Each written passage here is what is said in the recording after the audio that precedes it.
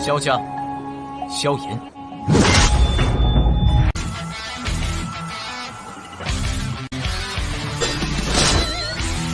指缝中的光点燃了梦魇，站在云端俯瞰着世界无边无边。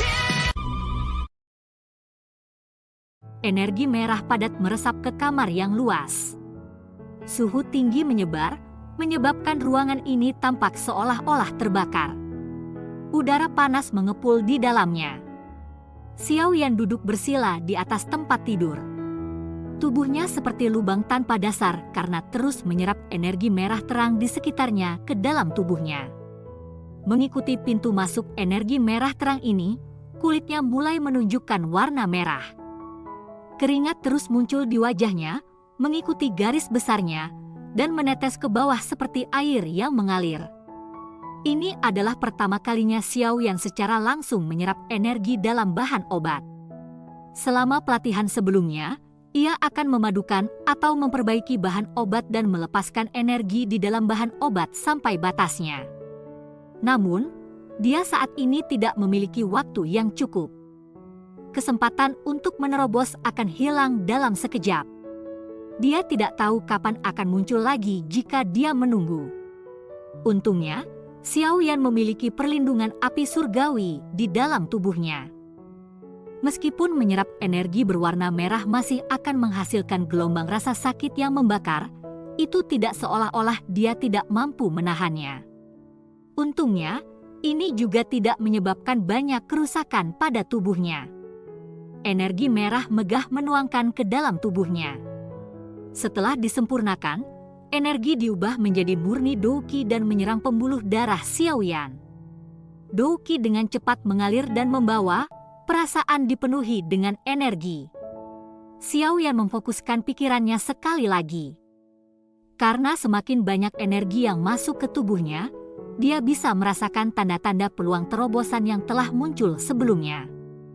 Peningkatan jumlah Douqi berkumpul dalam pembuluh darah Xiao Yan. Ini memancarkan raungan rendah dan dalam seperti banjir.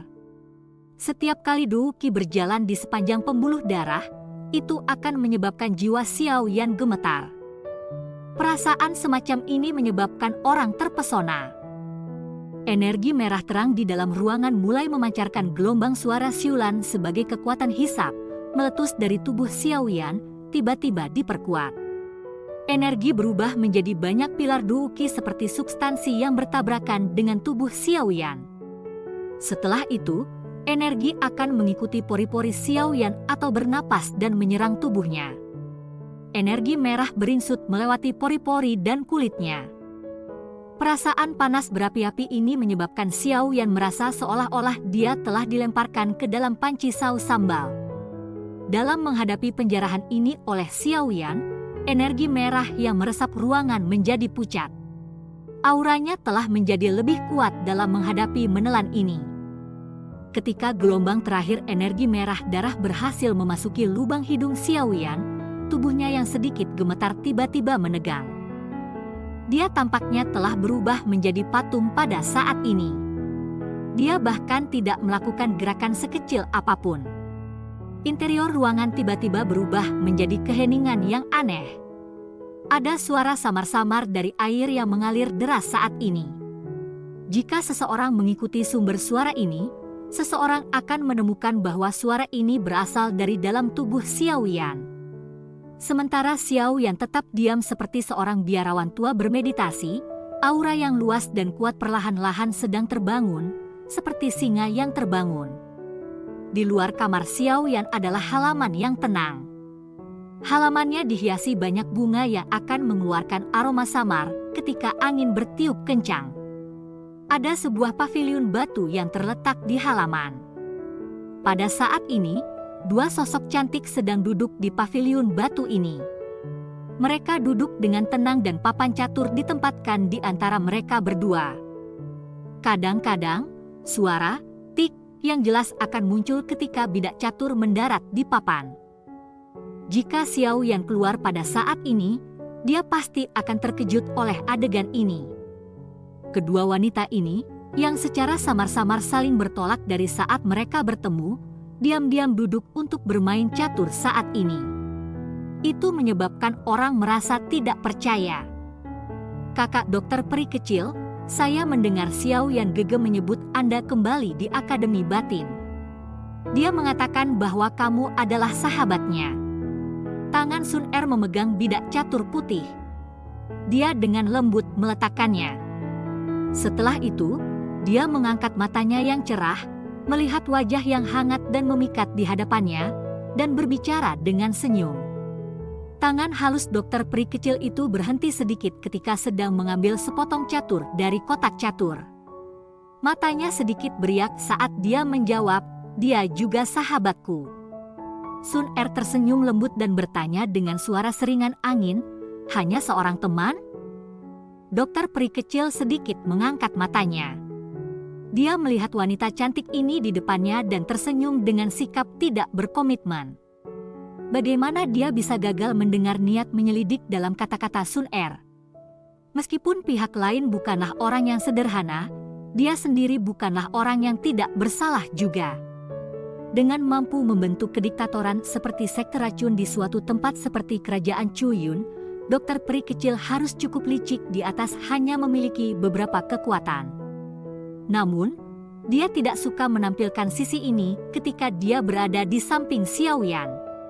Tangan Sun Er terdiam ketika dia melihat respon tak acuh dokter peri kecil di mana dia tidak setuju. Tangan Sun Er sedikit gemetar. Matanya yang cantik mengungkapkan arti yang lebih dalam saat dia melihat dokter peri kecil. Dia dengan lembut berkata, "Saya akan segera pergi dan harus merepotkan Anda untuk mengurus Xiao Yan Gege di masa depan. Selama aku masih hidup, tidak ada yang akan terjadi padanya."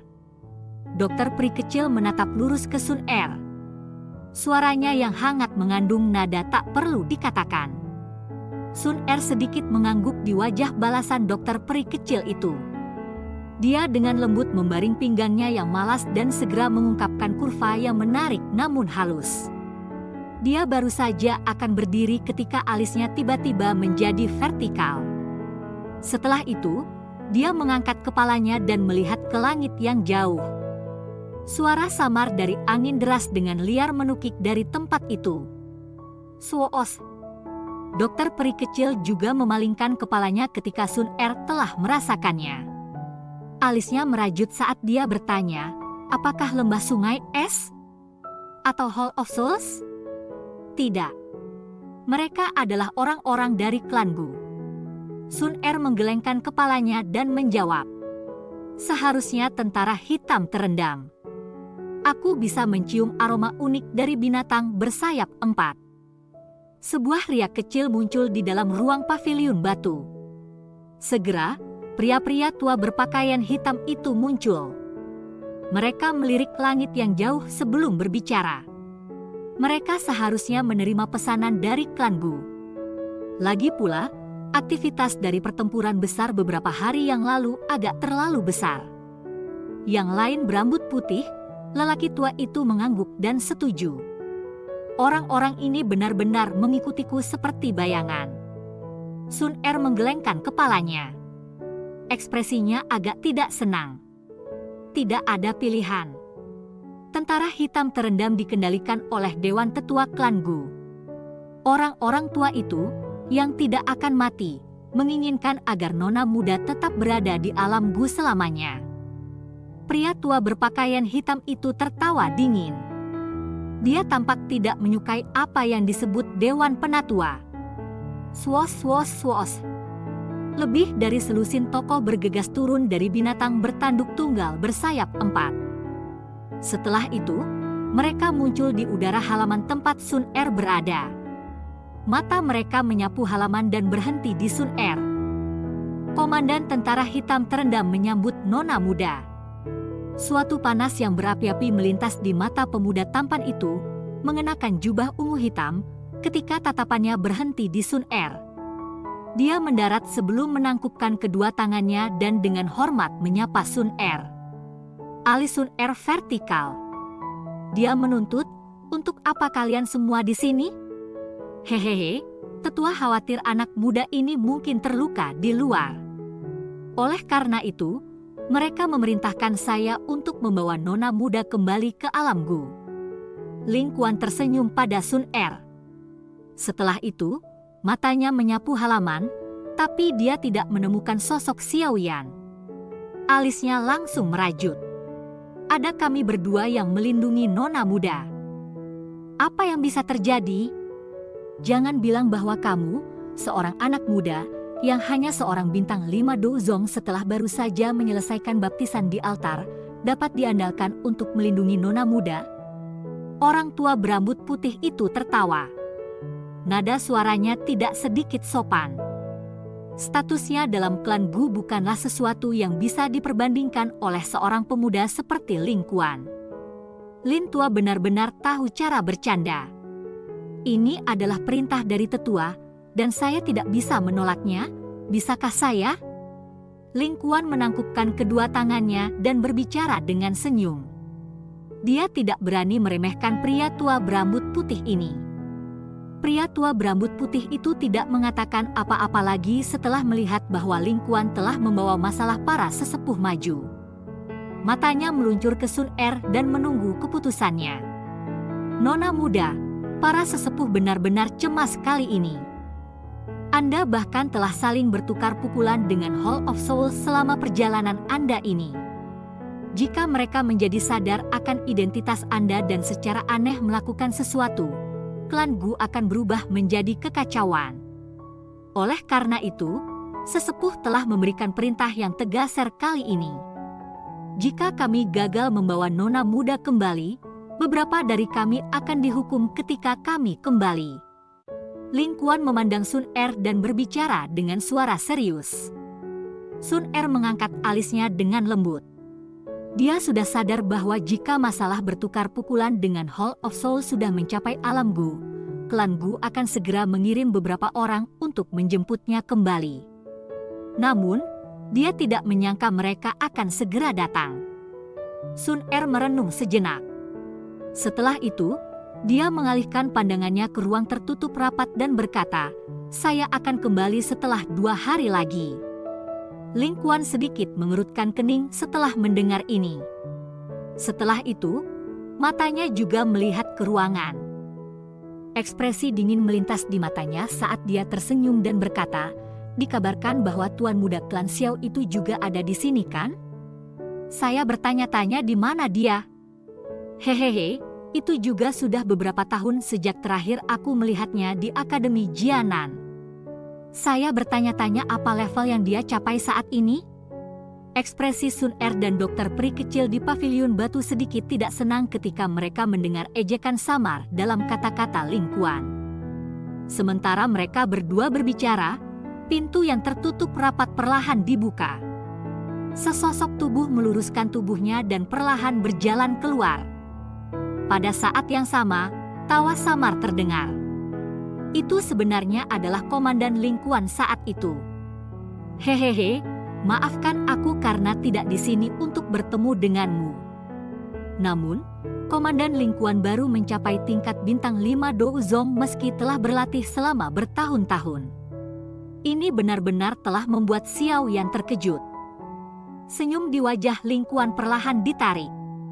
Ekspresinya segera menjadi gelap dan serius. Dia menatap sosok muda itu ketika sosok itu perlahan keluar dari ruangan. Dia tidak mengharapkan sampah, yang bahkan tidak memiliki kualifikasi untuk berbicara di depannya sebelumnya, akan berani mengejeknya dengan dingin. Apakah orang ini berpikir bahwa dia bisa melakukan apa saja dengan nona muda yang melindunginya? Dingin dalam mata Ling Kuan telah menjadi lebih padat ketika sosok Xiao Yan akhirnya melangkah keluar. Setelah itu, dia muncul di halaman. Wajahnya ditutupi dengan senyum brilian. Aura megah perlahan menyebar keluar dari tubuh Xiao Yan saat dia muncul. Ling Kuan yang berwajah suram tiba-tiba menyipitkan matanya saat aura ini menyebar. Dozong.